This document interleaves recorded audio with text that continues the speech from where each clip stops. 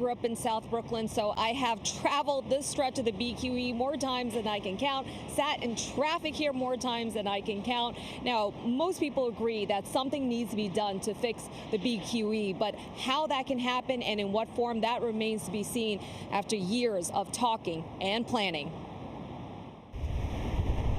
It's one of the busiest stretches in the city, and at rush hour, the BQE is like a parking lot. The common consensus between city leaders, area residents, and drivers who use the BQE, the dilapidated cantilever that extends from south of Atlantic Avenue to Sand Street needs help.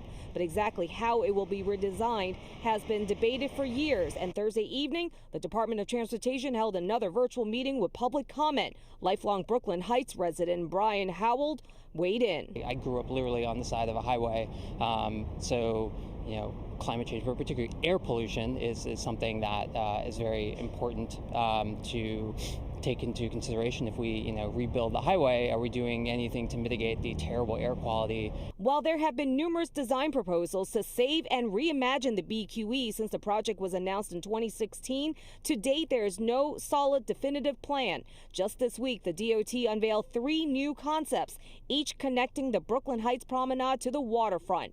2 of the designs, the lookout and the terraces, entail a partial replacement of the cantilever. The third, called the stoop, would be a full replacement. We're here to listen to your feedback about how these developed concepts resonate with or correspond to community priorities. I think the 3 proposals that we saw tonight are actually very similar to the proposals we saw a couple months ago. But area residents say the latest options still do not address their concerns, minimizing vehicular traffic, limiting negative impacts on air quality, noise, and climate change. One thing I heard was this plan is not geared to residents, but to the bid. Focus really needs to be more on what our New York State's transportation needs 20, 30 years from now. The 80-year-old BQE was built in the 1940s. DOT officials say it carries 130,000 vehicles a day, including trucks. The environmental study has now been delayed from spring to fall of this year. Climate change and the health and safety of residents should be number one.